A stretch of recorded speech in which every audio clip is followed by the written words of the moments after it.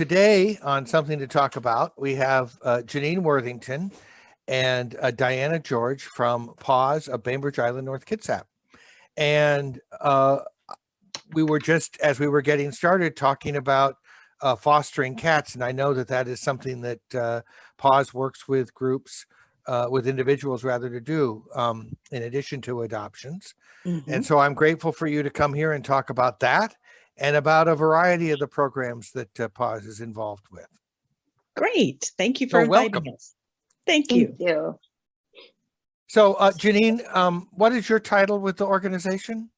I am the facility and community relations manager. So I take care of adoptions, the volunteers, recruiting and training and onboarding, and then figuring out where they want to go, whether it's fostering or helping in the centers.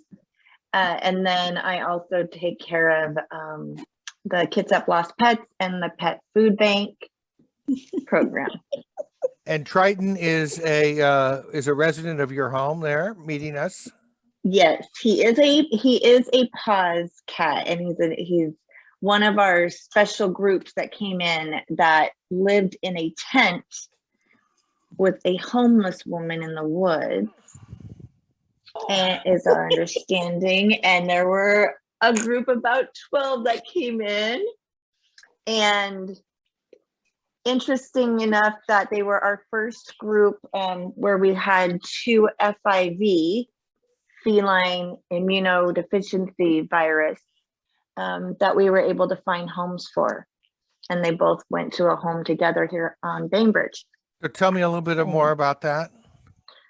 So feline immunodeficiency virus is,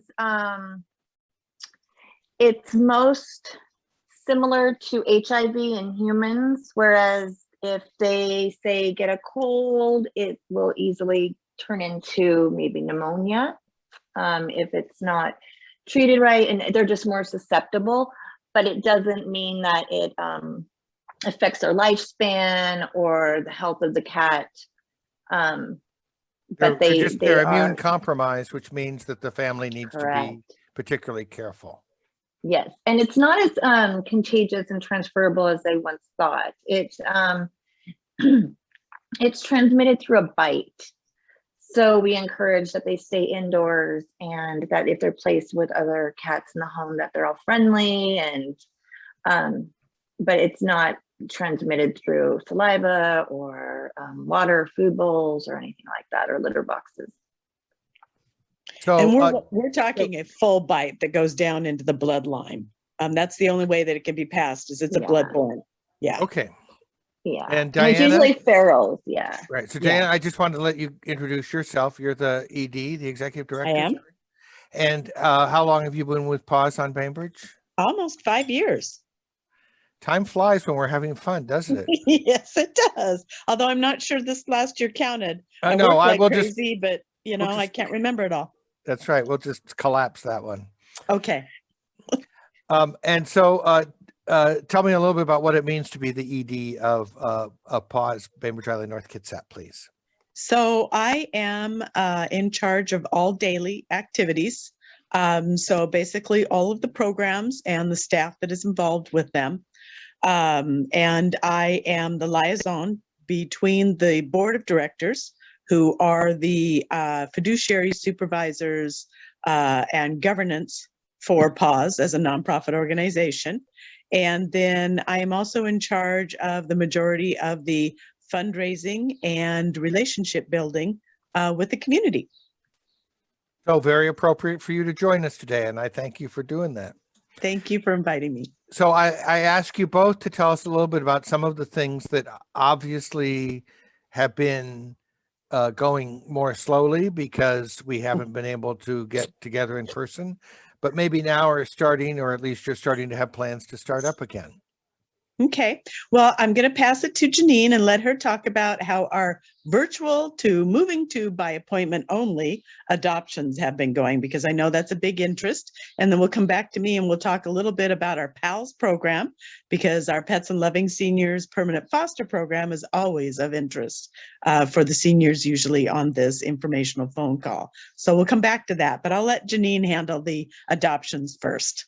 Okay, and I want to make sure that we don't end without talking about your upcoming fundraiser, because Okay, want to absolutely. make sure people know that's coming up. Okay, Yeah. All right, Jeanine. thank you. Thank you. I just lost my voice right when it came to me, of course. So last year, we all know that in March of last year, everything just went to a screeching halt because of COVID. So everything changed, and one of those things was vets weren't able, Kitsap being able to do spay and neuter surgery like normal. So we had to adapt and relook at our adoption program, which meant we relied a little bit more on our foster homes last year to get kittens, kept them a little bit longer until they could go in for spay and be adopted to their permanent homes. Other cats that were in the we started doing adoptions. We did explaining what the cat's personality was like via email and phone calls, and then send videos, pictures, and then we would do a FaceTime or a virtual meet and greet. And a lot of it was people were lonely and at home for the first time in a long time, and they were willing to give some of these cats that were with us that might not have been ones that showed well in the center when people came to visit, a chance to go into a home and see what they would be like in a home. And we had a very successful rate with that. And we're still doing adoptions by appointment, but now we're not doing so much virtual. We have a new adoption system that we started last year as well, where everything is more integrated. So our cats that are available are now on a website called Pet Tango, where everyone can go and see what pets we have. It's also linked to our website, and they can submit an application to meet that particular cat from the website, and or they email the catadopt at pawsbank.org email, and we help set up a meeting, and then we do the adoption that way. So they do a person one-on-one meeting with the cat now, whereas before we were doing it virtually last year. So that's catadopt at pawsbank.org. Yes, read it is. Okay, I put it in the chat. Thank you. And it's also linked. You can also link from your website, it sounds like. Yes. Okay, great. There is an adoption link there. Great. pawsbank.org. Yeah. And so that sounds like a great opportunity to sort of have a in-person visit now, which wasn't as possible before. Yes, and we do have some volunteers that are willing to meet and do the meet and greets, and otherwise I do a lot of meet and greets, and then everything is done more virtually on the computer now, so all the paperwork and everything is automated through our system as well. And you mentioned that you had some very supportive foster homes over the COVID time. Do you have an ongoing need for people who are interested in fostering cats? We do, and we have various needs. So of course we are in kitten season, so we always need people who want to foster kitten litters, and their mamas. Sometimes it's just the litters, older kittens who are just waiting to be ready for the spay neuter. And then we need help with adults and seniors, respite care, giving cats who have been with us a little bit longer, who haven't found their forever homes, a little break from the center while we can still try to find their homes. So a lot of different needs for fostering, short-term and long-term. So if And that somebody, leads into our PALs, which is a okay. long term. So if somebody's interested in that, they're obviously, you told us how to respond if you're interested in adoption. What about if you're interested in participating as a foster? That would be volunteer@pawsbank.org. Great. And you said that sort of folds into PALS. So Diana, maybe you can share that with us. Absolutely. I did also want to say, while we were doing the virtual adoptions, because many organizations, animal welfare organizations in the Seattle area had shut down, we actually were one of the few that was remaining open.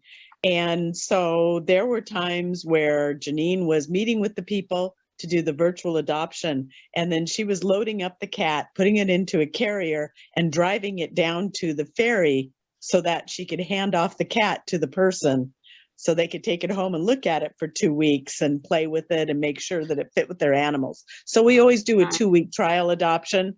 We actually got up to the point where we were giving more like a month sometimes because they couldn't come in and meet the animal, had to do it off of pictures and videos. So we wanted to make sure that it was the perfect fit and give them the opportunity to really check them out first before we made everything official. But it got to the point where it sort of got comical with what was having to happen in order for these animals to be able to go out. But we did last spring, we had record adoptions, and our cattery, which is normally around 65 cats, we are at this time down to 15 cats. Wow, really? Yeah. Yes. That's great news. Yeah. It is great news. The majority of the cats that are at the cattery are seniors, or are those that are uncomfortable with other cats, or maybe they just needed a respite from the adoption center and from being in the public.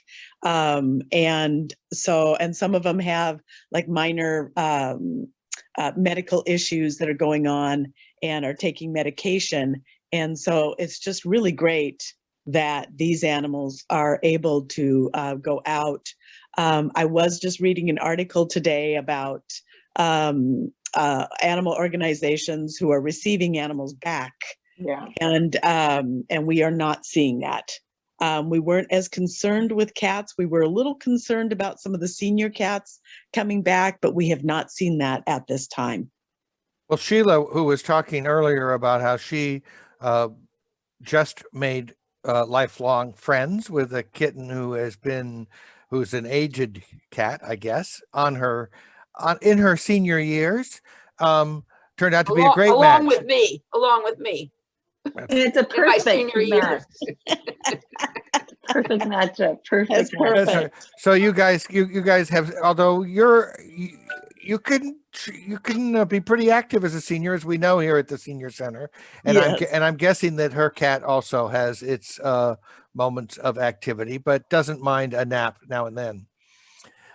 So PALS is exactly that kind of program for seniors. It right? is. It is exactly that. It is a Pets and Loving Seniors program, and it is a permanent foster program.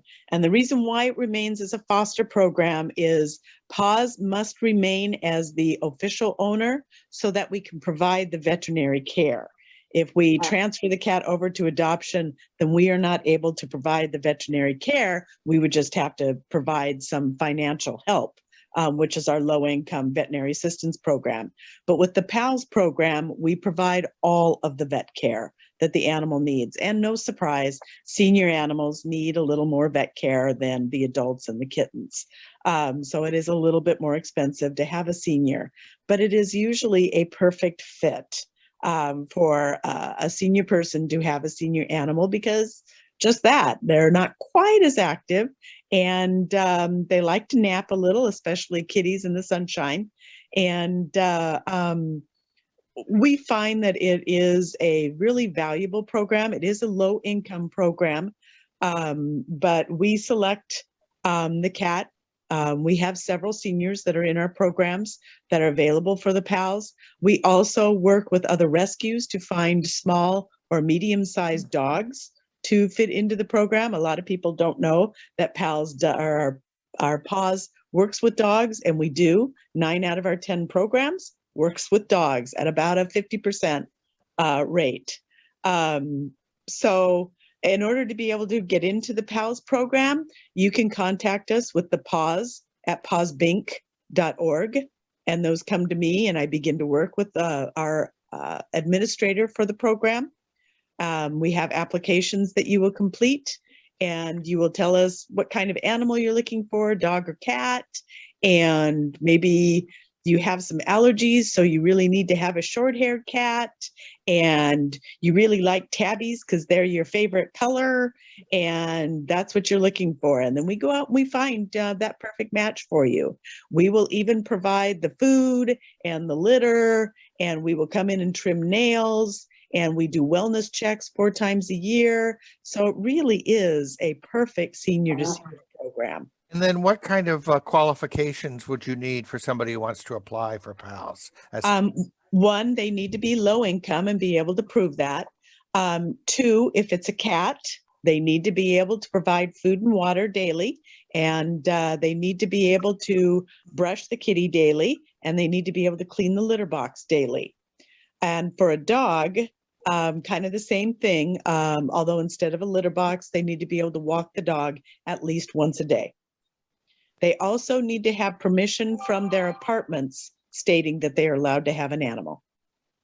Great. Okay. That sounds like a wonderful program. Yes, It is. Rita? I was wondering when you consider low income, when you say low income, that depends on, who you're applying to. So can you Right. give It's me all context, isn't it? Right, it is. No, right. We go by Washington State's qualifications. I think it's 185% of Median income. right, yeah. Okay. We adopted a kitty from PAWS in last March, my little grandson who is 9, and it's a beautiful cat. It's just beautiful. And they brought it home, and I said, so what's the story with this cat? And my daughter goes, well, they said somebody took it and had it, but it was too active at night for them, so they brought it back. Well, my daughter and son-in-law have a fairly good-sized house and 2 dogs, so so the cat and the dogs get along, and it is the sweetest cat and so smart. It almost acts like a dog sometimes. I think I know I think I probably know which cat that is. Got one called Morgan. That's really a dark gray. Gray and Yes. Morgan. Yes. Yeah. Yes. Yes. So we that's have- great. We know her very well. Yes. We she love has her. fit into she's fit into our home just grand. And so I just wanted to say she's doing well, and we're happy and she's happy. So there you go. It's a great Good. story. If you get a chance, please send us pictures. We love to see them all grown up and happy. Jeanine, what are you looking forward to most in the coming months as we start to become fully vaccinated and get programs up and running again? Seeing volunteers again, seeing them in the center again with the kitties and the cats. I know that they miss it. I know that the cats miss it. I know that I miss it. I miss the volunteers. And so I think that is going to be really nice to have, even if we're not back to full open normal, but just having people in there again and getting that time with what they love to do.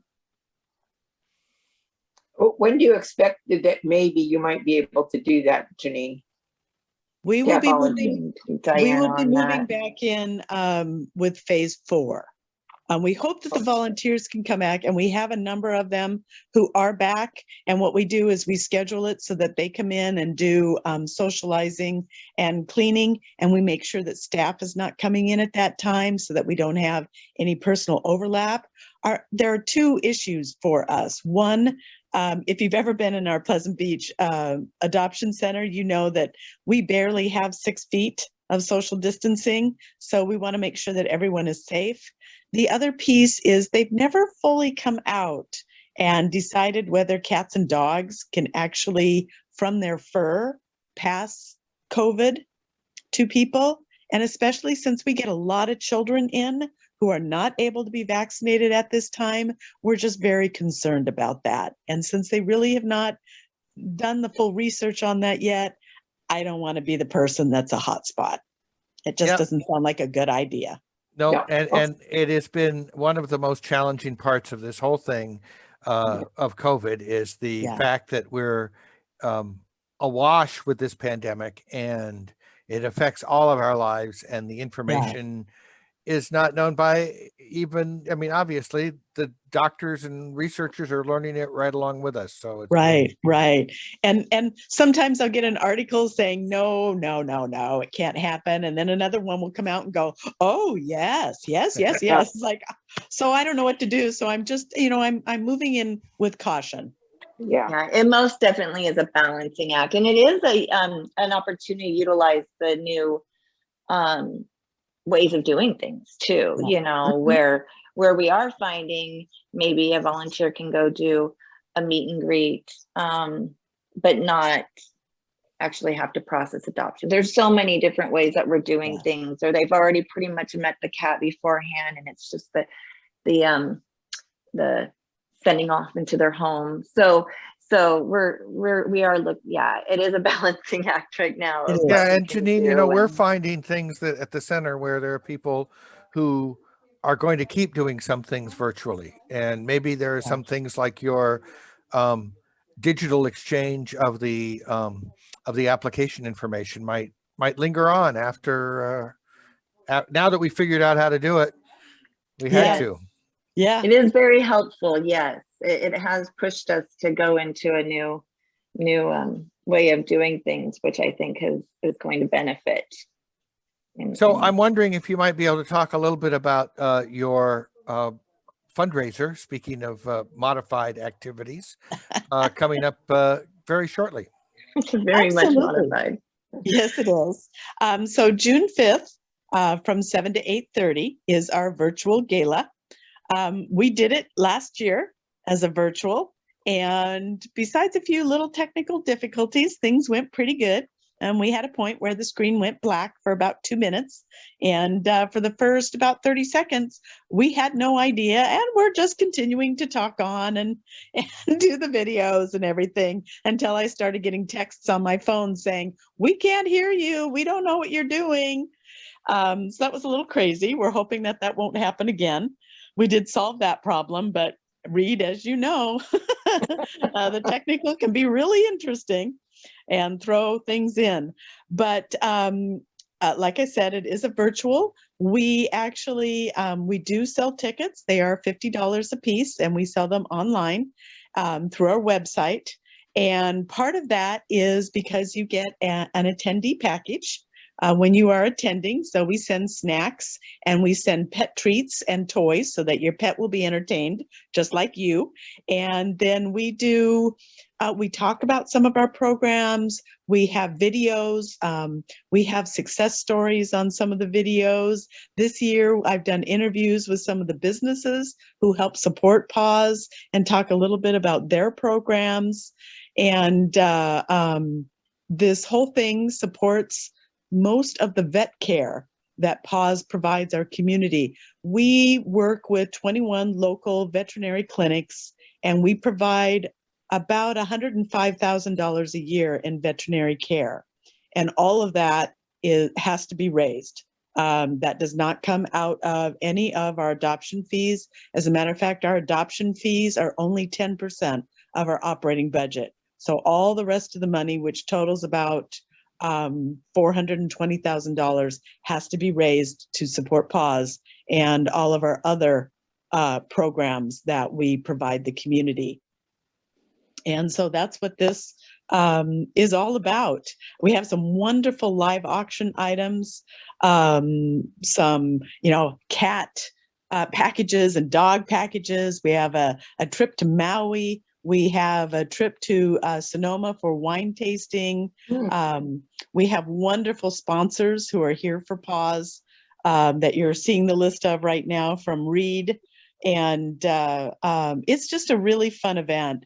I have done events for, let's see, 15, 16 years now at least. And I believe in making them fun as well as informative. So we have a good time when we have our galas. That's great. I see the picture of spokes pets. Yes. Yes. And those are PAWS kitties, Lily and Oscar. And they are beautiful, beautiful kittens that were adopted. Oh gosh, Jeanine, aren't they about 2 years old now? About 2 years. And interesting about those two is, and you can't tell in the picture, but the Oscar is behind Lily, and he's about double the size of her. Yeah. And she's the female, which is more rare that the orange would be a female. They're just a beautiful pair, and they're a little bit of unique pair, and yeah, they're just fluff balls. They're gorgeous. Can Well- you put those pictures up again, please, Reed? There they are. Oh, so pretty. Oh my Aren't God. they? Yeah. Yes. And they're so well behaved. She actually can put little costumes on them and stuff. I know. I am so impressed by that. Yeah, they're so Oh, those are cute, very though. healthy looking kitties. They Yes. are. And they'll They be are. there. Yes, they will be I'm on sure they screen. Yes, will. they will. Yep. I mean, Lily you and know, Oscar we in might as well person. let the spokes pets draw as much traffic as we can here. So. Absolutely. Well, I think that it's just, I mean, I know that you've been an institution on the island for a long time. And I think that the fact that you were able to keep working through COVID is a great testament to your perseverance. And I'm sure we know it was appreciated by the pets and also by some of those pet owners or fosters as well. We Well, did. We had a number of people who contacted us. One of the things that we've seen out of this is because the vets were closed except for emergency, our low-income veterinary assistants kind of changed. Normally, we provide $100 and they go towards wellness exams.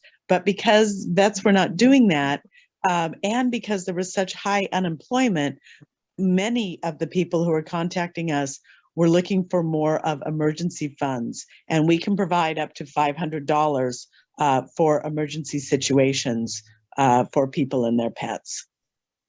Wow, really? Yeah. Wow, really? Thank you. That's wonderful to hear. I just want you to know that the people here at Winslow Arms who have their kitties are thrilled with what you do for them. I tell Oh, you. I'm so pleased. I'm so pleased to hear that. I love that program. It's one of my favorites. Oh yeah, that's a very important program. Very It is. important. It is. Wonderful. I know many have told me it's the reason why they get out of bed each morning, Mhm. because Yep. they've got their friend there. Yeah. Yep.